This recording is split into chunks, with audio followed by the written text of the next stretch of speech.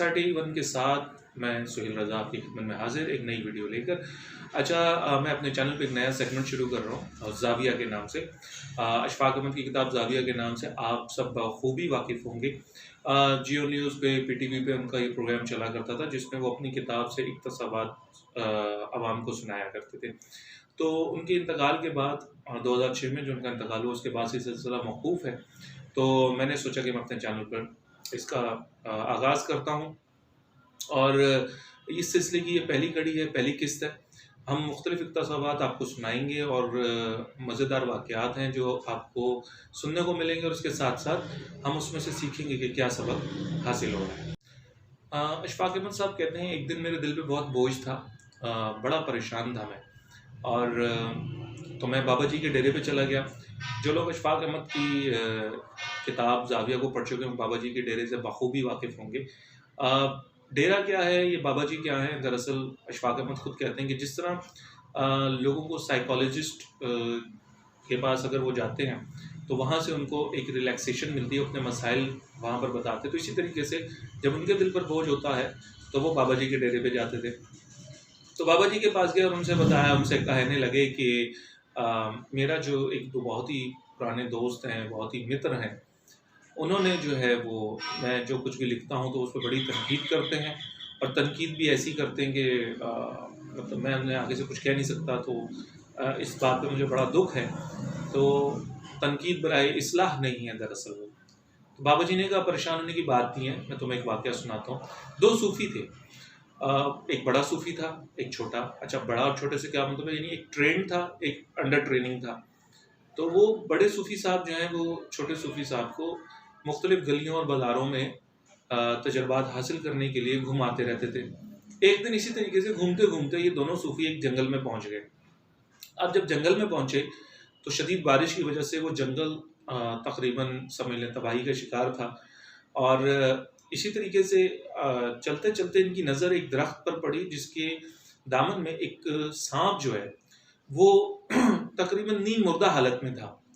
तो बड़े सूफ़ी ने छोटे सूफ़ी से कहा, यार ये अल्लाह की मखलूक है और ज़िंदा है, ज़ख्मी है, तो हमें इसकी मदद करनी चाहिए। तो छोटे सूफ़ी ने कहा कि आप इसकी मदद करेंगे, ये तो मुज़ी जानवर है। तो उन्होंने कहा नहीं, मदद तो करनी चाहिए, है तो अल्लाह की मखलूक। तो बड़े सूफ़ी ने उस सांप को हाथ में उठा लिया। अब जब उस सांप को हाथ में उठाया तो छोटे सूफ़ी ने फ़ौरन कहा कि ये आपको डस लेगा, जिससे नुकसान का ख़तरा है। तो बड़े सूफ़ी ने कहा नहीं, अल्लाह मालिक है, और वो दोनों बातें करते-करते चलने लगे। अब जब उस सांप को जैसे-जैसे हवा लगनी शुरू हुई तो वो होश में आना शुरू हुआ और जैसे-जैसे वो सांप होश में आना शुरू हुआ उसके अंदर ताकत आती गई। जब वो सांप मुकम्मल होश में आ गया और बदन की सारी ताकत उसके अंदर वापस आ गई तो उसने फ़ौरन सूफ़ी के हाथ पे डस लिया। सूफ़ी ने उस सांप को फ़ौरन नीचे छोड़ दिया। छोटे सूफ़ी ने कहा कि मैंने आपसे कहा था कि ये आपको डस लेगा। तो बड़े सूफ़ी ने कहा उसने मुझे डसा नहीं है, ये उसका शुक्रिया अदा करने का तरीका है।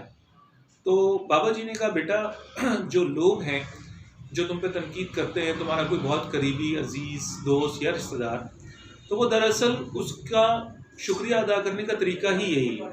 यानी कि तुम उसके साथ जितनी भी मर्ज़ी अच्छाई करो तो वो आगे से जो रिस्पॉन्स तुम्हें देगा वो उसका तरीका है। तो लिहाजा तुम्हें उस तरीके पर, उनकी इस आदत पर नाराज़ होने की ज़रूरत नहीं है, दिल पर बोझ डालने की ज़रूरत नहीं है, तुम अपनी अच्छाई को ख़त्म ना करो। तो इस वाक़ये से, इस इक़्तिबास से हमें ये सबक मिलता है कि हमारे रिश्तेदारों में, हमारे दोस्त अहबाब में, ख़ानदान में कोई भी अगर ऐसा शख्स है या ऐसे लोग हैं आपके इर्द-गिर्द जो आपके ऊपर तनकीद बराए इस्लाह नहीं बल्कि तनकीद बराए तनकीद या आपको छोटा साबित करने की कोशिश करते हैं, तो आपको उनसे नाराज़ होने की ज़रूरत नहीं, दिल पर बोझ डालने की ज़रूरत नहीं। आप उनको उनका काम करने दें और आप अपना काम करें। अब दूसरे वाक़ये की तरफ चलते हैं जो उसी इक़्तिबास के अंदर है। बादशाह औरंगज़ेब आलमगीर के दरबार का ये वाक़या कि उसके दरबार में एक बहरूपिया पेश हुआ और उस बहरूपिये ने कहा कि बादशाह सलामत, मुझे पता है कि आपको फ़नकार, मौसीकी, इन चीज़ों से ज़्यादा लगाव नहीं है, लेकिन मैं अपने फ़न में यकता हूँ और मैं चाहता हूँ कि आप मेरा फ़न देखें। बादशाह ने कहा मुझे इससे कोई दिलचस्पी नहीं है। वो कहने लगा बादशाह सलामत, मेरे पास हुनर ये है कि मैं अगर बहरूप बदलने का माहिर हूँ, मेरे बहरूप में मुझे कोई पहचान नहीं सकता। बादशाह सलामत ने कहा, मुझे इससे कोई सरोकार नहीं है, मेरी इसमें कोई दिलचस्पी नहीं है, मेरे लिए ये चीज़ें वक्त का ज़िया है।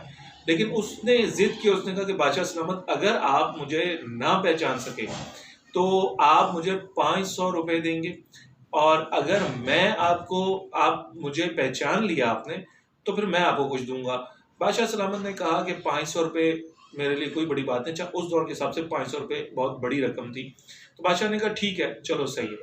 अब ये बहरूपिया जब अपने घर आया तो रास्ते में बहुत परेशान था कि मैं बहुत बड़ी शेखी तो मार आया हूँ, अब मैं कौन सा ऐसा रूप धारूं कि बादशाह मुझे पहचान ना सके। उड़ते उड़ते उसके कानों में खबर पहुंची कि बादशाह सलामत हर साल मरहटों के ऊपर हमला करते हैं। तो लिहाजा अब उसे पता चला कि बादशाह सलामत इस साल तो नहीं, लेकिन अगले साल मरहटों पर हमला करने के लिए जाएंगे। तो जिस जगह, जिस बस्ती पर मरहटों की, जिस किले पर मरहटों के बादशाह ने हमला करना था, ये बहरूपिया वहीं पहुंच गया और वहां जाकर इसने एक अल्लाह के वली का रूप धार लिया। दाढ़ी बढ़ा ली, गले में मनके डाल लिए, बड़ी बड़ी तस्बीहां पकड़ ली और हर वक्त अल्लाह की रियाजत करने में मशगूल हो गया। ये इतना मशहूर हुआ कि आसपास के लोग इसके पास आना शुरू हो गए दुआओं के लिए, और इसके ऊपर चढ़ावे भी चढ़ना शुरू हो गए, जैसे कि हमारे यहाँ लोगों की आदत है। अब तकरीबन इसी तरह 1.25 साल 1.5 साल गुजर गया। जब औरंगजेब आलमगीर उसी बस्ती में पहुंचा और मराठों पर शिकस्त करने के मराठों को शिकस्त देने के लिए उसने उस पर हमला किया, तो वो इस किले को फतह ना कर सका। बादशाह को बड़ी परेशानी हुई और उसे लगा कि मुझे नाकाम वापस जाना पड़ेगा और इससे रियासत पे भी बुरा असर पड़ेगा। तो उसे किसी ने मशवरा दिया कि यहाँ पे एक बहुत ही मशहूर अल्लाह के वली हैं, आप उनके पास जाएं और उनसे दुआ करवाएं। बादशाह फौरन इस वली के पास हाजिर हुआ और इससे दुआ की दरख्वास्त की। वली ने कहा, हम फ़कीर हैं, हमारा इन मामलात से लेना देना नहीं है, इन मामलात को, दुनियावी मामलात को तुम खुद देखो। लेकिन बादशाह औरंगज़ेब आलमगीर ने उसकी मिन्नत की और कहा कि यह आलम इस्लाम का मसला है, लिहाजा आप हमारे लिए दुआ कीजिए, मैं कल फिर हमला करूँगा फजर के बाद। तो फ़कीर ने कहा कि ठीक है, मैं तुम्हारे लिए दुआ कर दूंगा, लेकिन तुम फजर के बाद नहीं, बल्कि कल नमाज ज़ोहर के बाद हमला करना। बादशाह सलामत ने कहा ठीक है। कल यानी कि अगले दिन बादशाह ने नमाज ज़ोहर के बाद पूरी कुव्वत के साथ हमला किया, और उसके दिल में ये भी था कि मेरे पीछे फ़कीर की दुआ भी है। खुदा का करना ऐसा हुआ कि बादशाह को फतह हासिल हो गई, किले के अंदर घुस गए और मराठों को शिकस्त हुई। बादशाह बहुत खुश हुआ और फतह हासिल करने के बाद बादशाह फौरन इस फ़कीर के पास पहुंचा और उससे कहने लगा कि आपकी दुआ की बदौलत मुझे ये फतह हासिल हुई है, लिहाजा आप मांगिए, आप मुझसे क्या मांगते हैं। तो फ़कीर ने कहा, हम तो अल्लाह वाले लोग हैं, हमें दुनिया से कोई दिलचस्पी नहीं, हमें कुछ नहीं चाहिए। लेकिन बादशाह ने कहा कि नहीं, मुझे इतनी बड़ी फतह हासिल हुई है, लिहाजा मैं कुछ ना कुछ तो आपके लिए करूँगा। तो बादशाह ने कहा कि मैं आपको इतनी जागीर देता हूँ, आपको इतने किले देता हूँ, आपको मैं इतनी बस्ती देता हूँ, आप मेरी रियासत में जहाँ चाहें जाके रहना चाहें, जितनी ज़मीन आप लेना चाहते हैं ले लें, जितना सोना चाहिए आप मुझे बताएं, और आपकी 7 पुश्तों के लिए सब काफ़ी होगा। लेकिन फ़कीर ने कुछ भी लेने से मना कर दिया, इनकार कर दिया। खैर, बादशाह वापस आया और अपने तख्त पर आकर बैठा और फरमान जारी करने लगा। कुछ वक्त के बाद ये फ़कीर खुद बादशाह के दरबार में पेश हुआ। अब जब बादशाह ने इसे देखा तो बादशाह अपने तख्त से खड़ा हो गया और कहने लगा कि ए अल्लाह के वली, ए पीर बाबा, आपने खुद आने की ज़हमत क्यों की, आपने मुझे बुला लिया होता। तो उस फ़कीर ने कहा कि बादशाह मुअज़्ज़म, आज मेरा आने का वक्त था, आपने शायद मुझे पहचाना नहीं, मैं वही बहरूपिया हूँ जिससे आपने शर्त लगाई थी। बादशाह बहुत हैरान हुआ।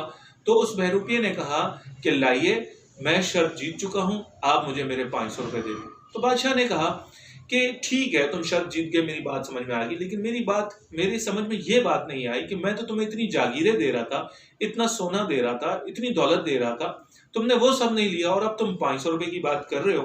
तो बहरूपिये ने बड़ी ज़बरदस्त बात कही। बहरूपिये ने कहा, बादशाह सलामत, मैंने जिनका रूप धार रखा था वो सच्चे लोग थे, और सच्चे लोगों का रूप धार कर मुझसे झूठ नहीं बोला जाता। लिहाजा मैं अल्लाह का वली तो नहीं, लेकिन अल्लाह के वलियों का मैंने रूप धारा हुआ था और उन्हें दुनियावी चीज़ों से कोई रुग़बत नहीं, लिहाजा मैंने वो चीज़ें लेने से इनकार कर दिया। अब मैं अपने रूप में वापस आपके पास आया हूँ, इसलिए मैं इस चीज़ की आपसे मुतालबा कर रहा हूँ। तो इस वाक़ये से हमें क्या सबक हासिल होता है, क्या नतीजा मिलता है, ये हम सब के लिए एक सोच का एक ज़ाविया है कि हम जो रूप धारते हैं, मसलन मैं बात करता हूँ हमारी सोसाइटी की, कि अगर हम दाढ़ी बढ़ाते हैं, हम पांचे ऊपर करते हैं, हम ममासलत देते हैं अपने आप को आप सल्लल्लाहु अलैहि वसल्लम की हुलिया मुबारक का जैसा हुलिया बनाने की कोशिश करते हैं, तो फिर उस हुलिये का एक अदब है, उस हुलिये का एक एहतराम है।